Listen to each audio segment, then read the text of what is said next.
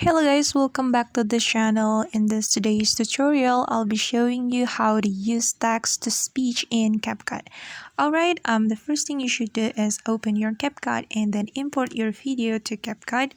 And then if you want to add text to speech, you have to click on text option and then click add text right here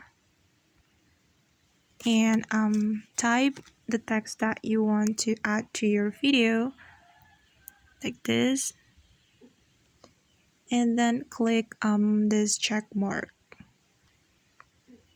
All right, click on the check mark, and you can add text to speech by clicking on text to speech option right here, and select the voice right here.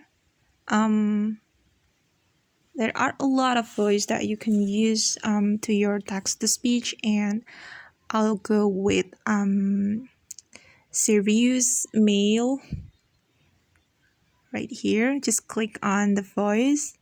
Hello guys. Alright, and then you can click this check mark. Okay guys, let's check it together. Hello guys. Alright. Hello guys. Alright guys, that's how we can use text to speech in CapCut. Thanks for watching and see you on the next video. Bye!